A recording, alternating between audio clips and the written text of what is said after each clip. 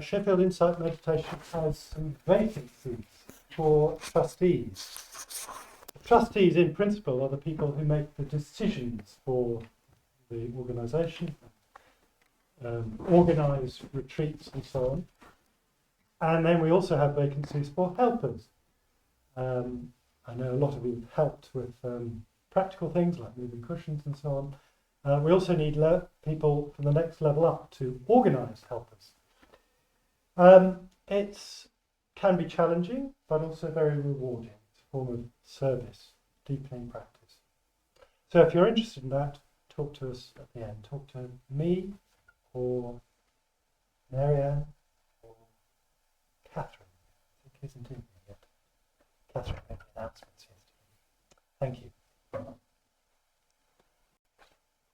Thank you, Julian. And just to kind of support that, I understand from running my own charity how it's fairly difficult to find people who can serve on trusts and as long-term volunteers, but really these things can only happen, our retreats can only happen with those people who are willing to commit and invest some time. And it's such a beautiful way of serving Dhamma, because so long as practice remains only a personal thing, it doesn't really have the kind of ripple effect and the real effect on the world at large. So these things may appear to run very smoothly because of the hard work of people like Julian and Marianne, who's been hosting me, and Catherine, who's on the desk over there, and so many other people. But it's actually, it's a responsibility that's extremely rewarding, as you say, and doesn't happen easily. A lot of preparation goes into these things. So, really hoping that you can build up your team. Good. So recording in progress. I like this lady. She tells me when to start. That's okay. So very warm welcome to everybody here. I think most of you have been with us now for the 3 days, but I do see some new people. Are you new today? And maybe, are you also? No, you've been here? You're here the first day. Okay.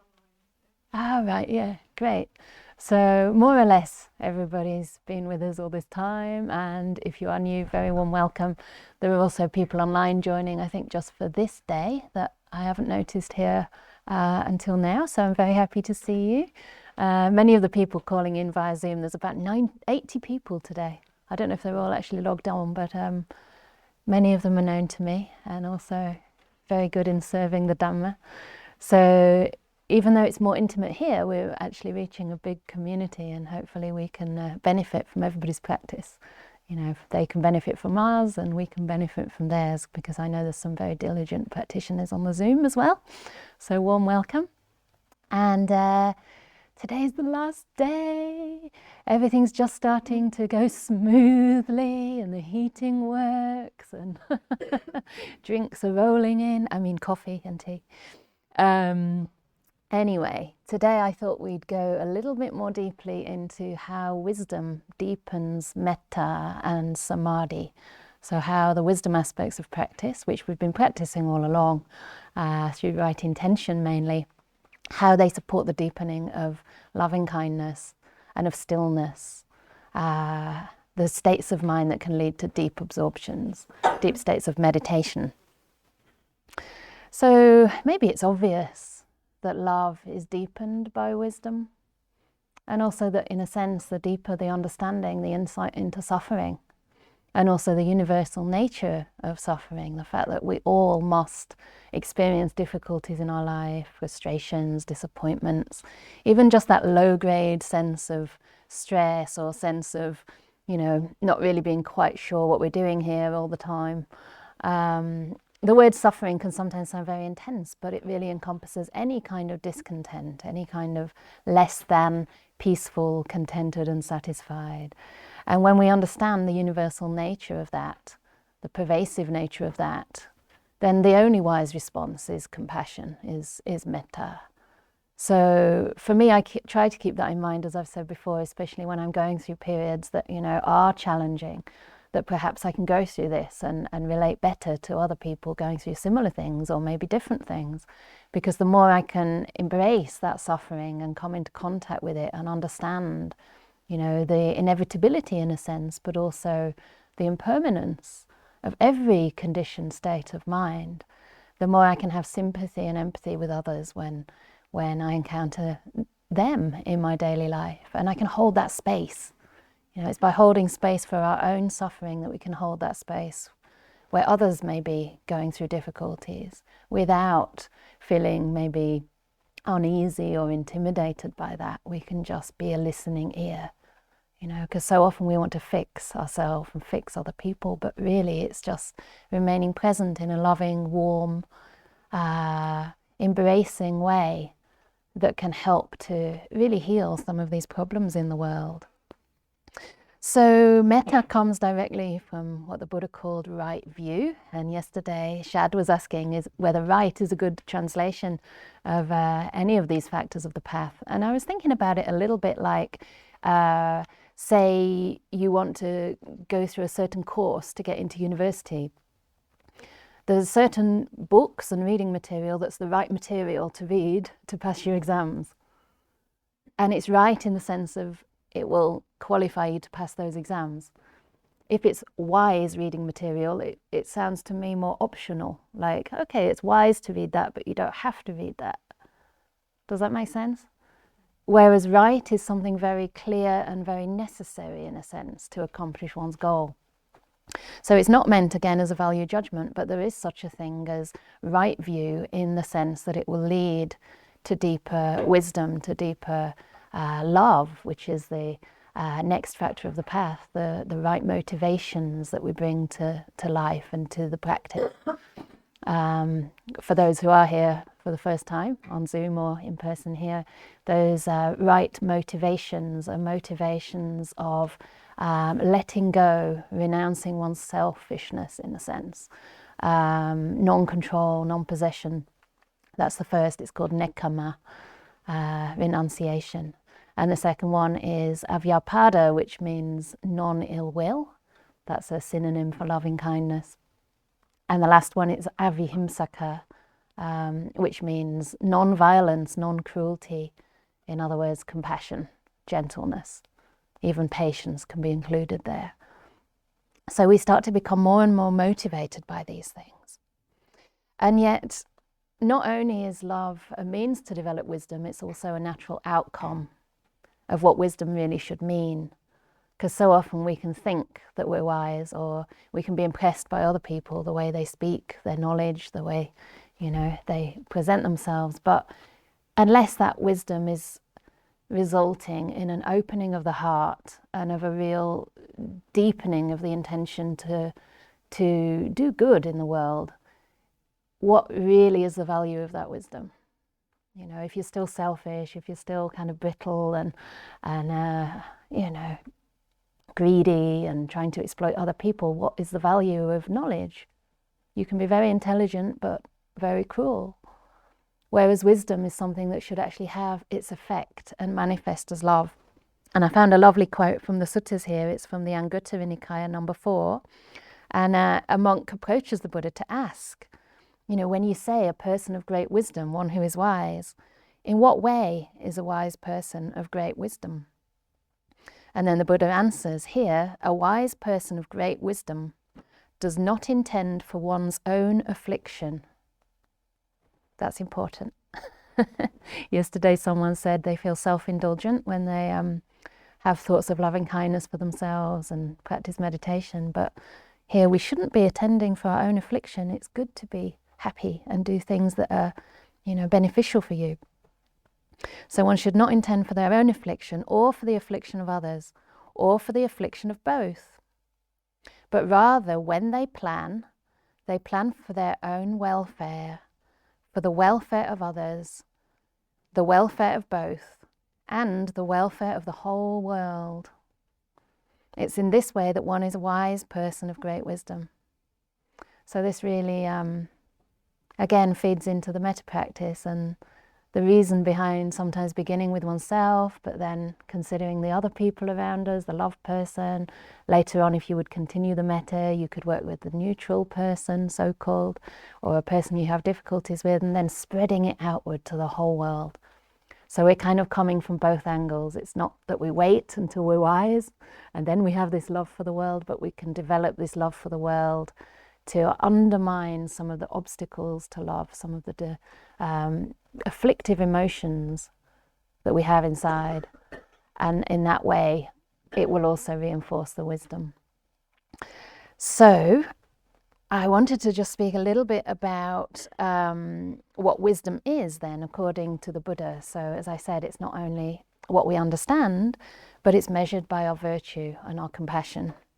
Here it's saying that we actually actively plan for the welfare of ourselves and others and the whole world. So it's not only a state of non-affliction, but it's active planning, the way, again, that we use our thoughts, our motivations, but that hopefully some of those motivations, some of those values that we hold, issue in speech and issue in action.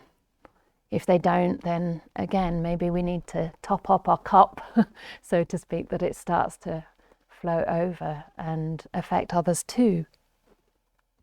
And then obviously an aspect of right view, maybe not very obvious, but it's the insight into cause and effect. And of course, that's can be taken very deeply if we want to really understand the extent of karma and how certain effects produce certain results.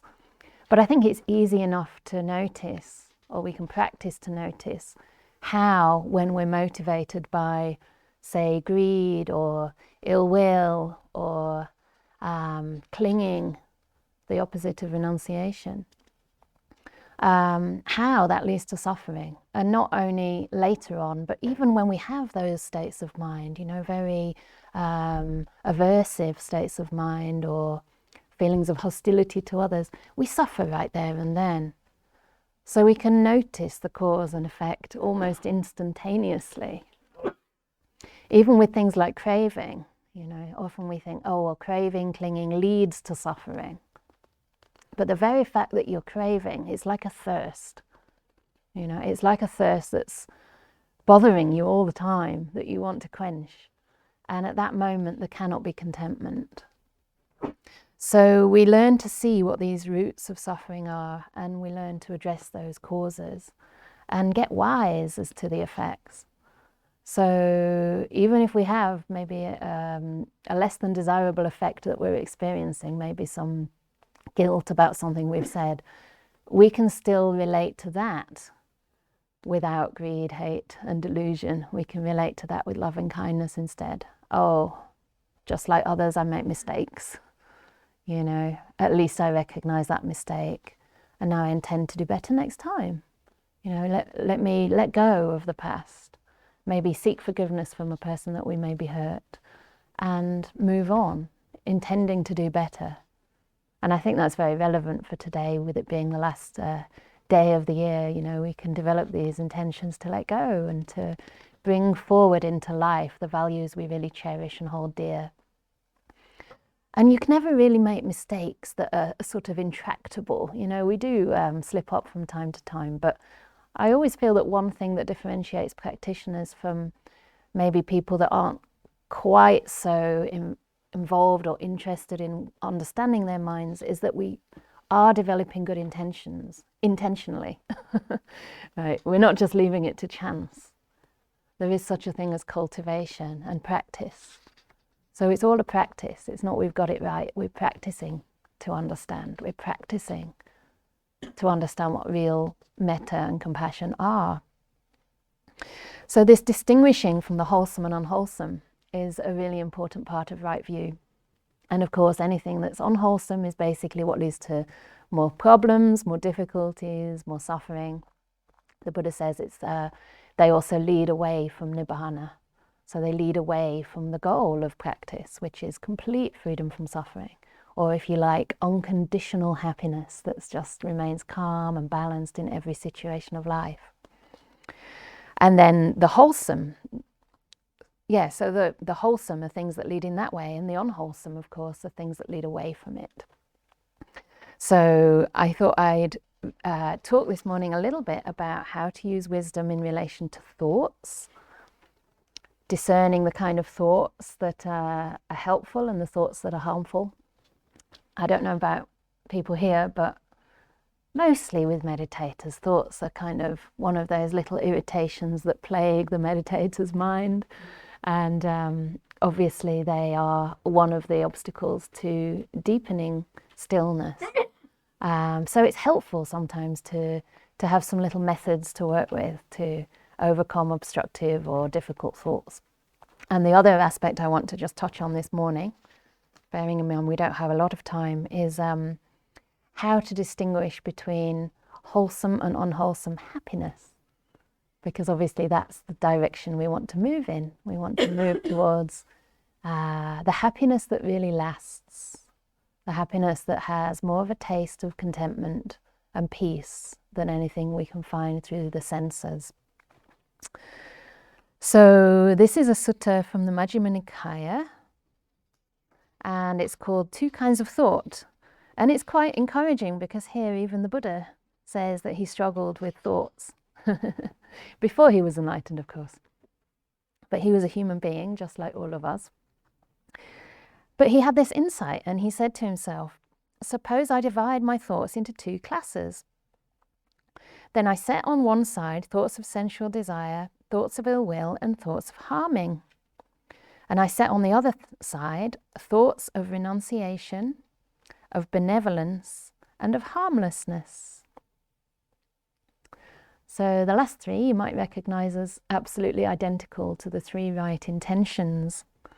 Yeah, so renunciation, benevolence, in other words, metta, and the harmlessness, the non-violence.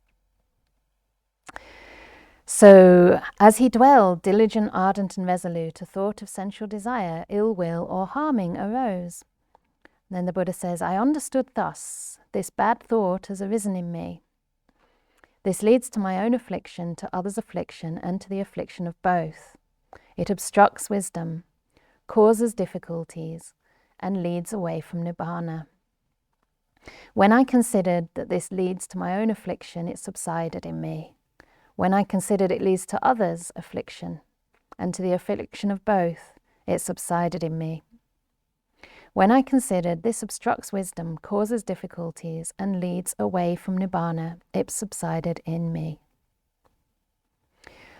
So sometimes just noticing those unwholesome thoughts and recognizing the damage they can do can be enough for them to subside. He didn't have to actually push them out, but in that way he does say that he abandoned them, removed them, and did away with those thoughts. So simply by having that wisdom to discern, which direction particular types of thoughts are leading us in. And I also think in this kind of case, it's important, again, to have loving kindness for oneself.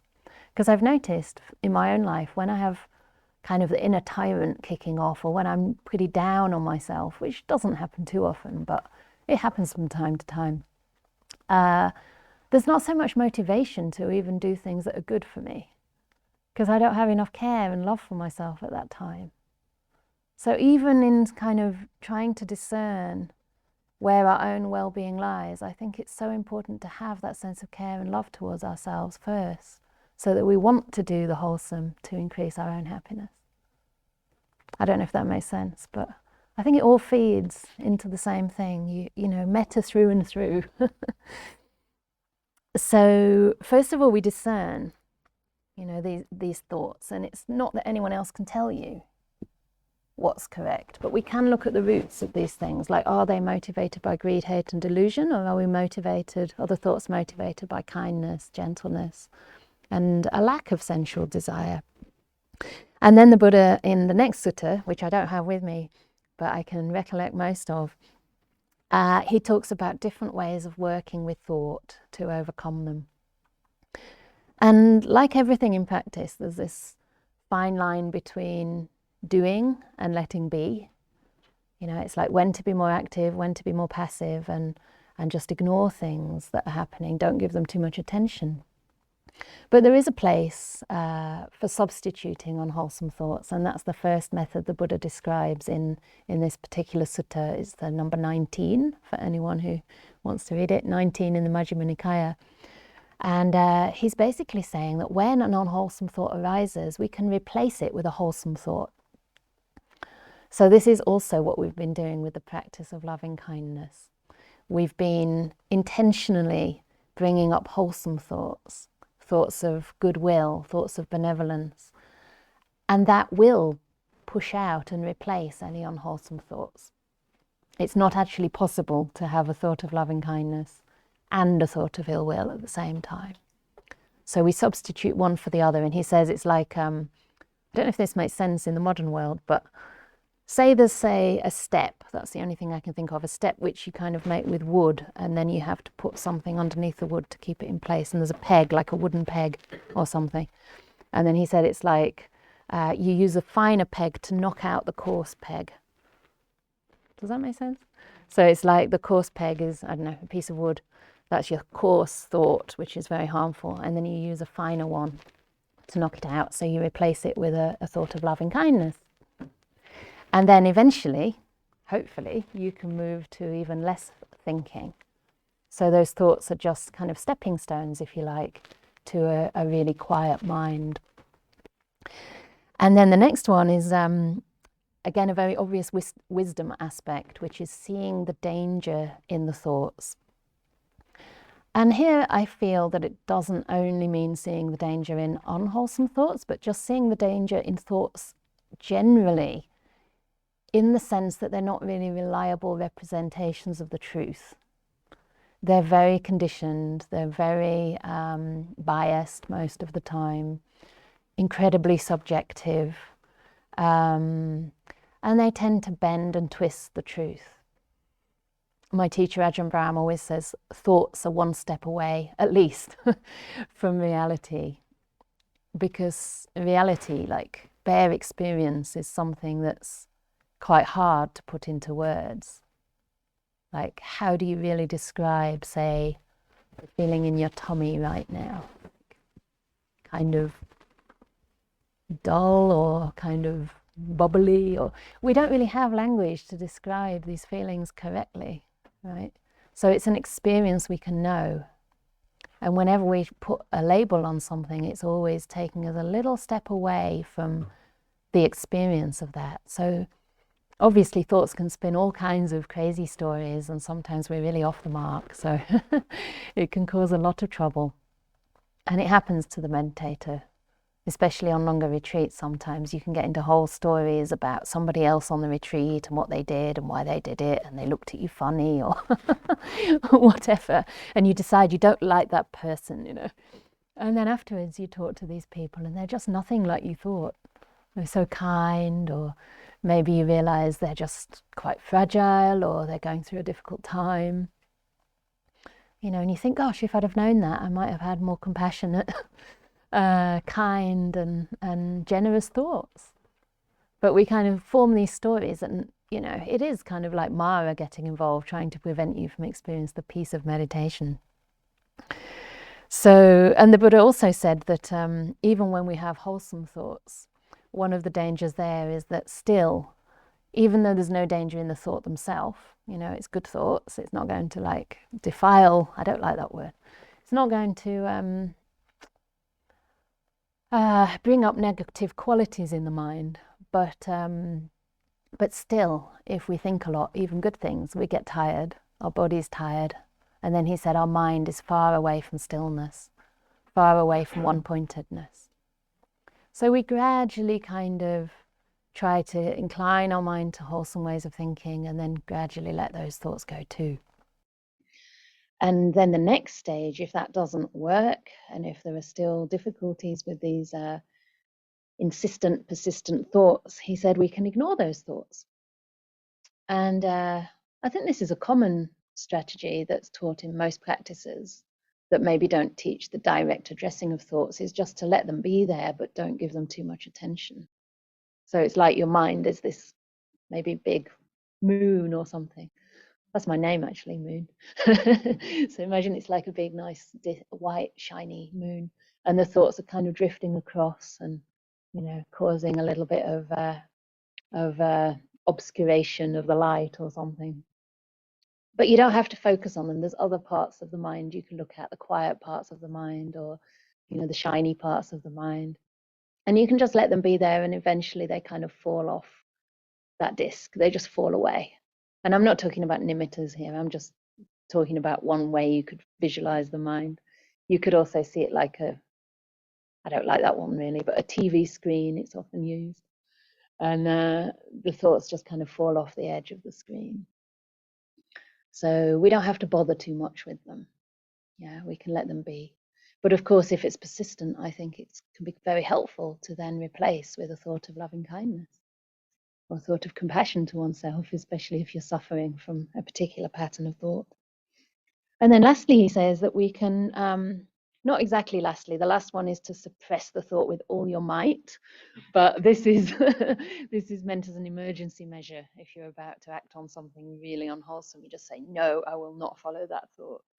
But it's not a very skillful method in the practice to sit there and clench your teeth and suppress the thought. So the last one that's really useful in meditation is to calm the thought formation, which to me, the way I work with that is to try and see the arising of the thought, how it arises. Also, it could include noticing whether the root of that thought is wholesome or not, but it's really to kind of catch it before it manifests fully into a verbalized thought. And I guess this is easier for me to do on long retreats when the mind's pretty peaceful for long periods of time. And then sometimes I can experience a kind of bubbling up of something that wants to be said. And I can see that and just let it go. And it never actually manifests as a thought. So it's kind of like catching the train before it leaves the station and starts speeding down the track. You know, it's stopping it earlier just by noticing that it's coming up in the mind. Most of the time we're like, oh, what's that? And then we kind of go along with it and get in the train. Let it take us a while down the track before we realize. And then it's quite hard to stop. But these are sequential. So the Buddha's saying, first of all, start with replacing the unwholesome and then seeing the danger. And I think that's really a nice one to emphasize, that we really can't trust our thoughts. Yeah. So when you take away the value from the thinking process, you know, you don't really believe in it so much, then it tends not to bother the mind. It tends not to carry you away into all these fanciful stories and fabrications of things that may never happen or did never happen. Because, you know, so much of it is our conceptual mind just describing something that's far away from the reality of things. So I would like to also say a little bit about happiness and the right kinds of happiness to pursue. Please don't copy me by having a mobile phone in here, but I had to find this sutta because it's really beautiful. And it also undermines any belief that meditation shouldn't be pleasurable. I don't know if people have that here, but even if you know that it kind of should be or could be, sometimes we want to deny that to ourselves somehow because we don't think we really deserve it, or we think we're not good enough meditators and the bit of peace we have is not really anything to talk about. But the Buddha does say that there's a kind of happiness that comes through meditation, and it really should be pursued and cultivated. So in this sutta, it's Majjhima Nikaya 139, especially for those listening, if you want to note it down. He says that one should know how to define pleasure, and knowing that, one should pursue the pleasure within oneself. And with reference to what was it said? So then the Buddha talks about the kind of pleasure that should not be pursued. There are these 5 chords of sensual pleasure. What 5?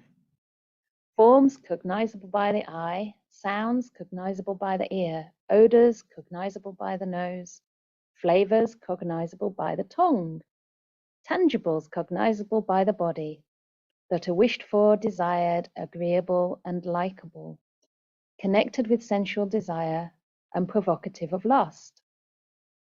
Now, the pleasure and joy that arise dependent on these 5 chords of sensual pleasure are called sensual pleasure. Okay, this language is a bit strong, and it's not meant to be a judgment, but just to tell you there's something better. a filthy pleasure, a coarse pleasure, an ignoble pleasure. I say of this kind of pleasure that it should not be pursued, developed, or cultivated, that it should be feared. And fear here also, I don't think it's meant in a kind of religious, I don't want to name religions, but it's not a threat. It's more that we should be aware it may lead us in the wrong direction. And whilst I don't want to dilute any of the Buddha's teachings, because I think they leave us a lot to consider, I do want to point out that here it's not saying that it's terrible to enjoy your food, or it's terrible to, have relationships with someone you love and to show your, care for that person. But it is saying it shouldn't be pursued and cultivated and developed. In other words, it's not really going to get you very far. So it's okay to enjoy ordinary pleasures of life, like nature. I mean, some are much more conducive to calming the mind than others. But if you really want to pursue the path and calm the mind and find that inner happiness, then the more you can simplify the life, the more you can find delight in small things, in kind gestures, or in like little aspects of nature, or whatever it is, then the more reliable that happiness is going to be, and the more easily you can find it as well. It's like when the mind is very coarse, it needs gross excitement. Like some people have to, I don't know if they have to, but some people do this kind of throwing themselves off buildings and trying to get the parachute out in time. And it's really dangerous because they don't manage it all the time. And you think, wow, sometimes what it takes to feel that sense of thrill or to feel alive, especially if we're depressed, right? Almost nothing can bring us out of that unless it's something kind of, I don't know, like binging on chocolate or movies or something. So when the mind gets more refined, we start to see the pleasure in other things. We don't have to chuck ourselves off buildings or engage in dangerous pursuits. So then he talks about the other kind of happiness. So here you'll see he's directly going the opposite way. Here, quite secluded from sensual pleasures, secluded from unwholesome states, one enters upon and abides in the first jhana, the second jhana, the third jhana, and the fourth. So these are the deep states of samadhi, and hopefully I've discussed enough about that you know that these happinesses start before that. So there's some happiness to be found before then, but he's talking about deep happiness here. And he calls the kind of happiness of deep stillness the bliss of renunciation, the bliss of seclusion, the bliss of peace, and the bliss of enlightenment. I say that this kind of pleasure should be pursued, should be developed, should be cultivated, and should not be feared. So if any of this happiness comes up in meditation, you don't need to worry about that. It's actually supposed to happen, and it's good when it happens. When it doesn't happen, it's fine too. But that it's so close to the kind of freedom of enlightenment, he even calls it the bliss of enlightenment. And it's not enlightenment yet. There's an even deeper happiness that comes, which I have yet to taste, but I do know people who have tasted that, which is the bliss of being completely free from those roots of greed, hatred, and delusion. Completely free. Imagine if you had no greed, no craving. It would mean that you were fully content, right? If you are fully content, what's the need to crave? Or you've got everything you could ever possibly need. My own teacher, and I don't want to make claims about his practice, but because I don't know in detail. But when you're around people like this and they relate to you so differently from the way anyone else relates, it's so interesting because his metta and compassion is just, to me, feels completely unconditional. And it's abundant. He's there for me through thick and thin. But he also doesn't want or need anything from me whatsoever. Like there's absolutely no neediness, to the point that if I died today or tomorrow or whenever, now, he'd probably think, oh, it's a shame because she could have done a bit more in this world, but it wouldn't affect his happiness, I'm pretty sure, which is quite incredible. And I mean that, I don't mean to say that flippantly, oh, it's just a shame, certainly there'd be care, but there wouldn't be there'd be such deep wisdom knowing that people live and death is inevitable, and we do the best we can with our lives while we're here, that there would be an absolute peace around that. And it's incredible to think that that can be a form of love, isn't it? Because sometimes we think that love, if we really love someone, then we will suffer when they're not there. But is that really love, or is that clinging? Is that selfishness in a way? Not to condemn it, because it's natural as long as we're still not enlightened. You know, and I know that there are people on Zoom who've recently lost people very close to them, partners, mothers, even children. And they're going through immense amounts of grief. But one person did mention that the grief is direct, it's another form of love in a sense. Like, you can interpret it as a measure of the love that you had for that person. And that's also a beautiful way of relating to an emotion that can feel afflictive and unwanted, but holding that too in love and actually seeing it as an aspect of love. And of course, that is going to soften the grief. It's going to bring up the beautiful qualities, the gratitude, you know, the ability to rejoice in what people have shared together in their lives. So, yeah, coming back in a way to the process of meditation and how we can work with that happiness in our practice is just start noticing simpler happinesses. So obviously we've been working with metta and working with the breath, and noticing that it's quite relaxing when the mind can just settle on a single breath, even if it's only one breath or two breaths. It's quite relaxing in that moment, isn't it? Just to allow yourself to be breathed. You know, you don't have to do anything at that moment. You don't have to worry about what's going to happen later on. It's just, you can give yourself to the breath in this moment. That's all you need to do. There's a joy to that. And when we stay with an object for longer and the mindfulness starts to develop using the breath or using loving kindness, then we start to see more and more of that breath, and it starts to interest the mind. So in a sense, we're coming away from the world of the senses onto this little part of the five sense world that is just maybe at this stage still the touch of the breath. So we're moving out of the realm of the senses and into the realm of the mind. And this is how we move from that second tetrad of breath meditation, where we're experiencing bliss with the breath, into experiencing the mind. That's the third tetrad of anapanasati. We start to experience the breath through the mind sense door, and that breath can start to shine or start to feel really full of bliss, until it turns into maybe a radiant light in the mind, and then you're actually experiencing it through the sense door of the mind. So we're moving away from the five senses and into the sixth, and starting to purify that. So this is the stage of what we call nimittas, which are like mental images in the mind, so often manifesting as lights, maybe dull lights in the beginning, maybe flashing lights or something unsteady. But over time, when the mind gets steady and simplifies and stays present, even sometimes when the breath disappears, nothing's going on, we don't see anything, it's just a kind of blank. But when the mind starts to notice more of what's happening, it may start to brighten up. And then this is what the Buddha means, according to my understanding and my teacher's understanding, of experiencing the mind.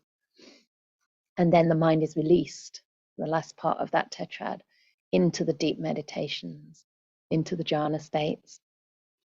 And then we can experience that happiness of meditation. But it's important all along the way to notice these qualities of joy and happiness, and, you know, maybe a sense of relief or simplicity with the breath, and to remember to have that attitude of loving kindness all the time. Lastly, one aspect of that loving kindness that can be very, very useful with all kinds of meditation comes straight from the Metta Sutta, where the Buddha says one should be contented and easily satisfied, not proud or demanding in nature. So these are also qualities of loving kindness that we can apply to the breath. Not being proud or demanding, like, I've been meditating all these years, you know, I ought to get somewhere with this breath meditation. Come on, breath, You're supposed to like settle down and turn into a bright light and bring all this bliss into my mind. We don't demand anything of our breath. We don't demand anything of our mind. And we're contented and easily satisfied, even if the breath comes just for a second. That's fine by us. It doesn't matter, right, what the object is, because we can still make peace with whatever's there. We can still develop contentment just with sitting quietly in the moment, and perhaps also using the opportunity to send metta to someone we care for or to ourselves. So developing this contentment and being easily satisfied is such an important part of the path. And I think it's also related to patience. We're easily satisfied. We give things the time they need. So we give ourselves time to really develop that metta toward the breath, and for the breath to start opening up to us and showing us the way to experience the mind. So this afternoon I will try and give a shorter talk, and that is all for now. But hopefully that can give you something to work with, not only now but in the future with your practice.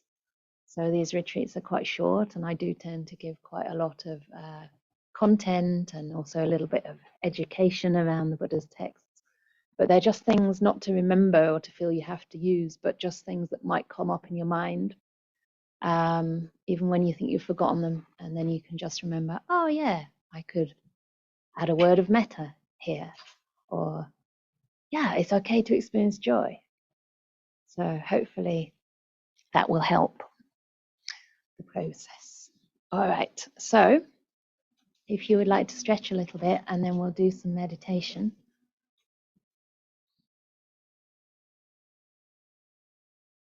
So as usual, please invite your body to be as comfortable as it can be.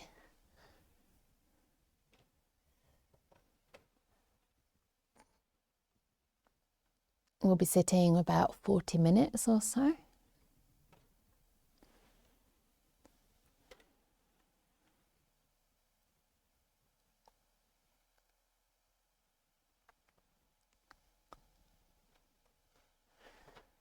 And just checking through your body with that care to see that it is at ease is part of establishing mindfulness in the beginning of the practice. Mindfulness of the body. And also setting up that right intention, the motivation of the mind to treat your body with kindness, with a sense of non-control, non-possession, but respecting this body as the vehicle for the practice, as belonging to nature, not belonging to you.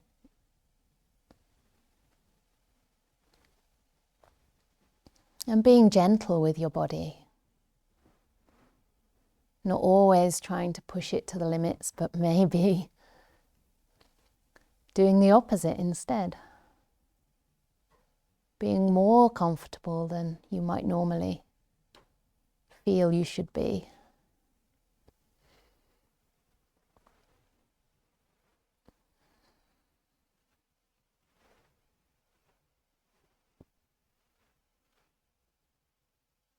And this helps to settle the mind and put it at ease so that you can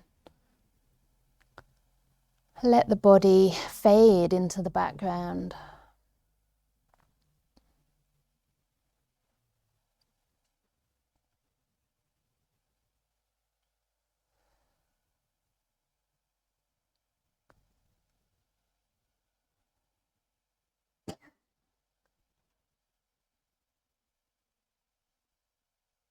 While you bring up thoughts of loving kindness, moods, maybe emotions of loving kindness.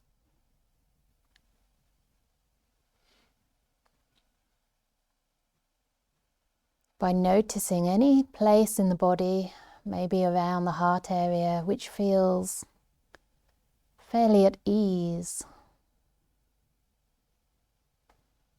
Maybe there are pleasant feelings in the body. perhaps due to that kindness and care with which you've treated your body, or perhaps due to the past 2 days of cultivating wholesome states of mind.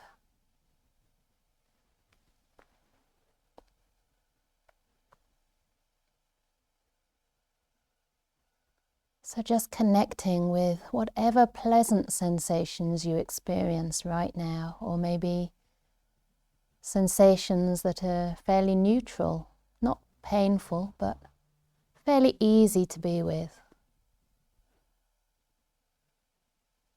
And just relaxing with those.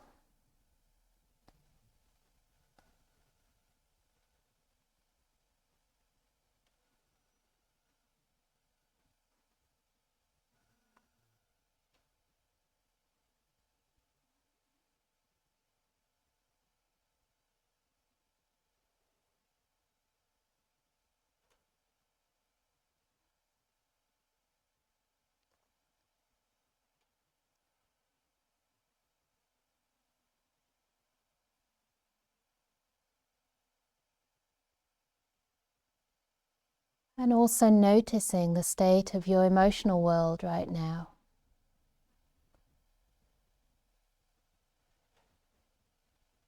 Whether your mind is peaceful or maybe restless. Energized or perhaps a little bit flat. Without judging the mind at all, but just noticing whether you might benefit from practicing loving kindness to prepare the mind for the breath.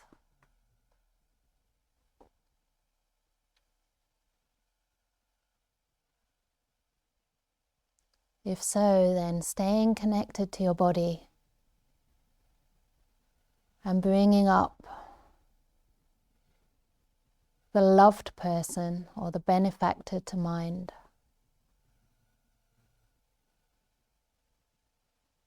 Getting a sense of their presence, maybe a visual image of their face, their being.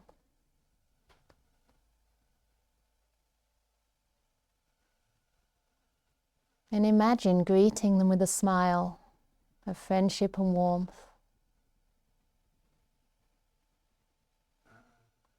Maybe a smile on your face or from the heart.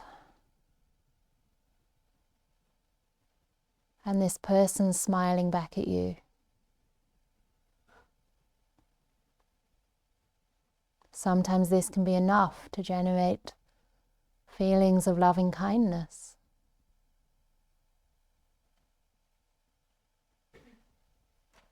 Imagining that person relaxing, being more and more at ease, knowing they're in your loving company.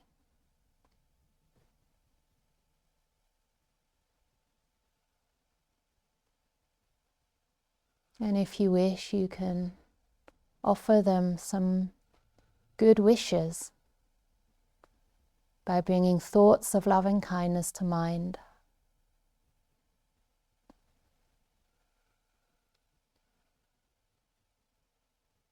Thoughts that relate to them as individual human beings.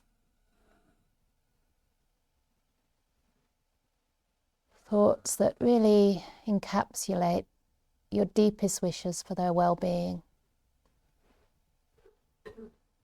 Such as, may you be safe.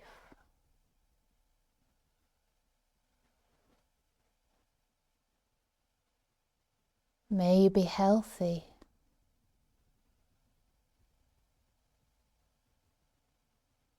May you be happy.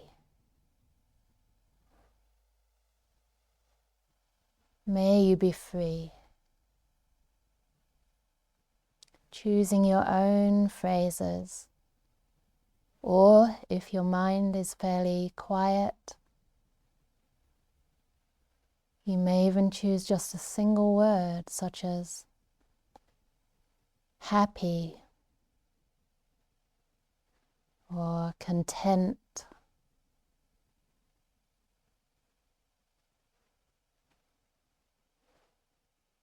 Always listening, feeling into the resonance of those words, those wishes in your own heart.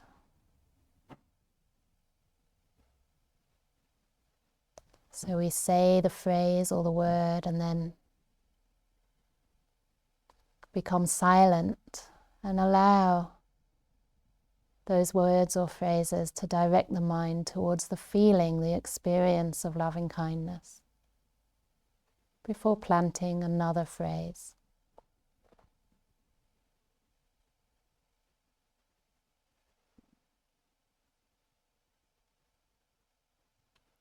Like planting seeds of love in the heart.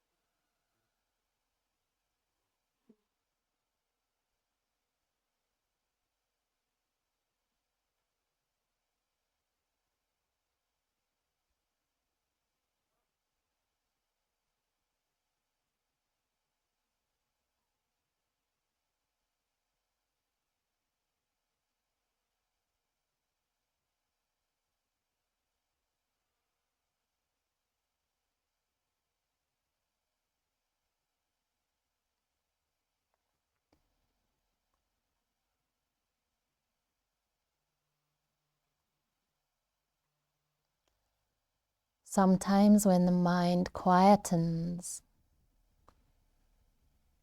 we naturally start to experience the breathing. If the mind feels drawn to the breath as an object of simplifying the mind, quietening the mind, then allow the breath to come in. Always treating the breath the way you treat the loved person. Smiling from the heart at that breath. Treating the breath as a friend.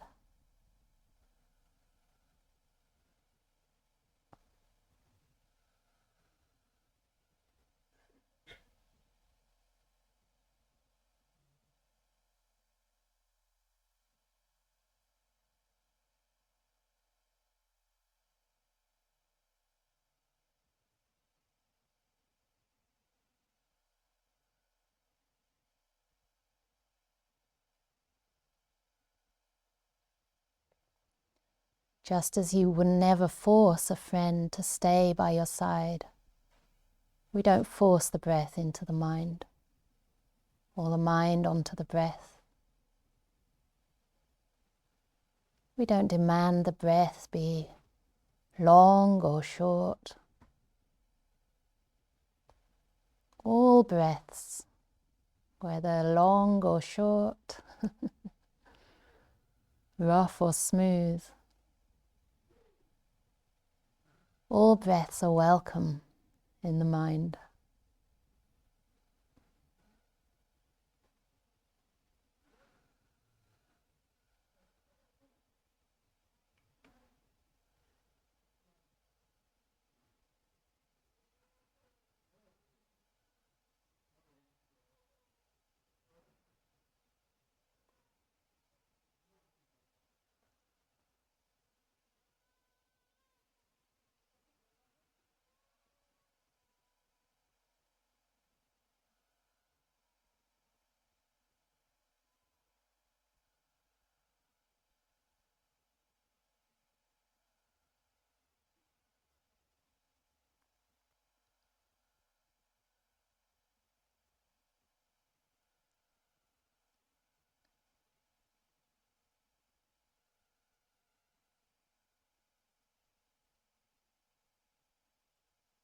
And if you find that the breath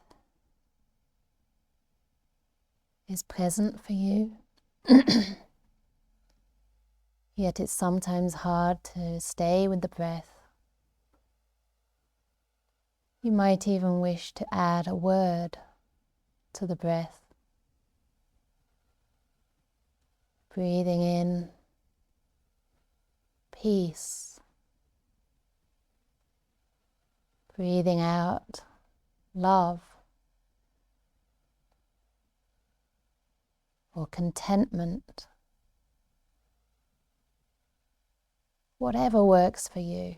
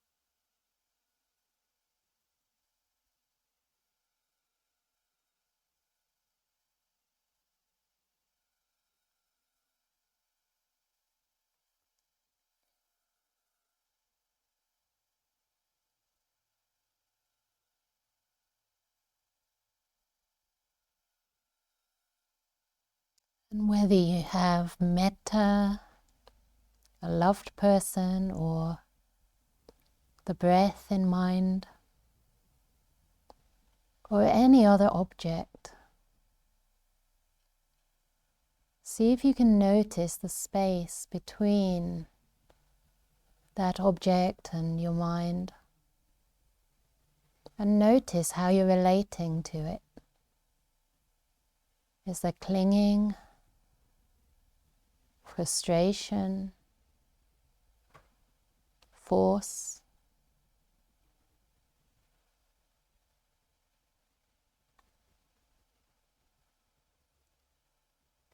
Is there anything you can let go of?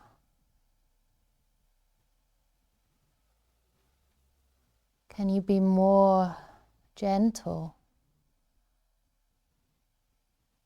more accepting of the mind?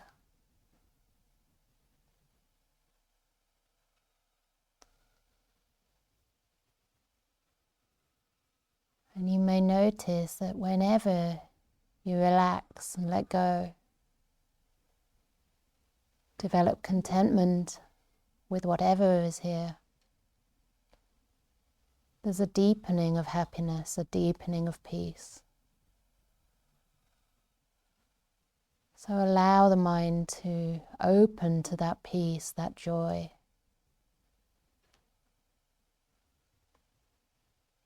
No matter how humble or subtle it may be.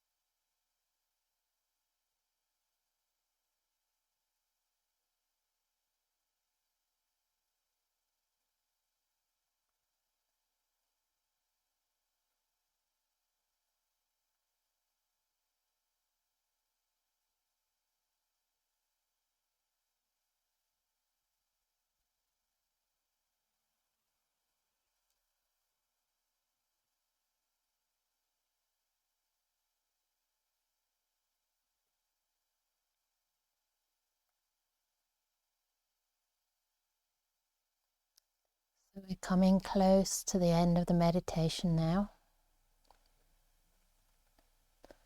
Although if you wish to continue until lunchtime, you can.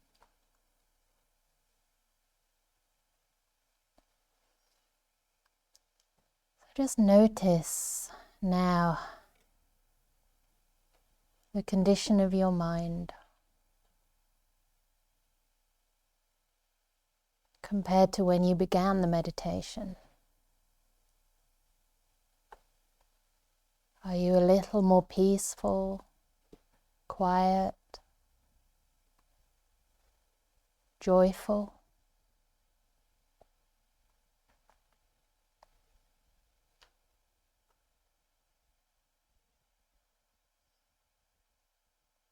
And noticing your body,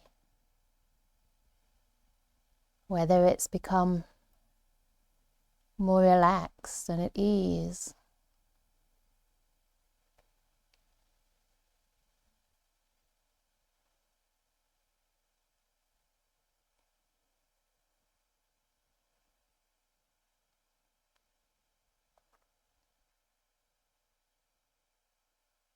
And we can end the meditation by generating the intention to share whatever peace and harmony,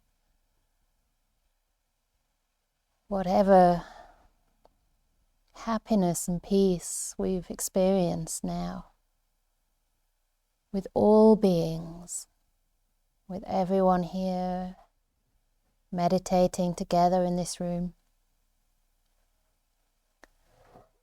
with our fellow retreatants on Zoom. Among and between us, may we all experience peace.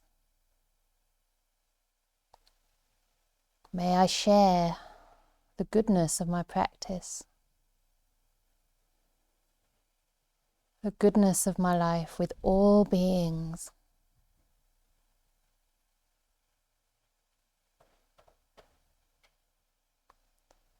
May they also experience peace, harmony, contentment in their lives.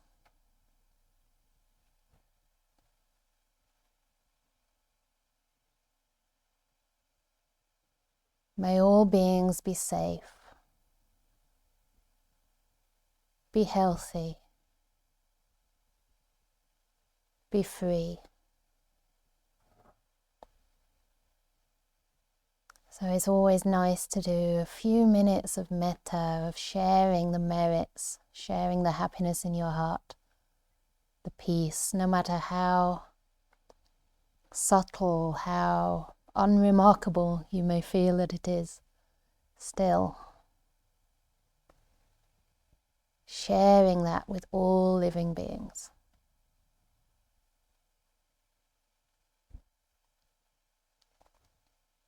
And resolving to nurture and cherish that peace in your heart as you move out of this meditation and into some walking meditation and through the break. Guarding that peace as though it were a very valuable treasure in your heart.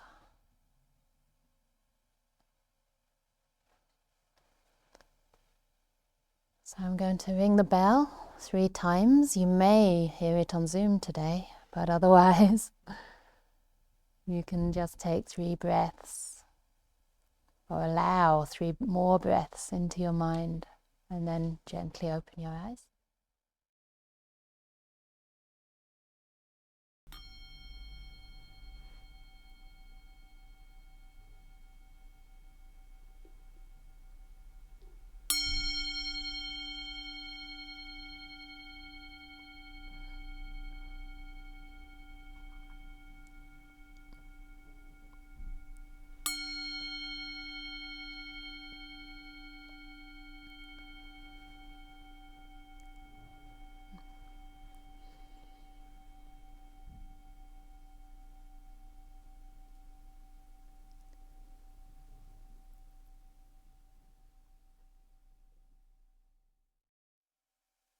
So before you do gently, carefully, mindfully move and go into the walking meditation,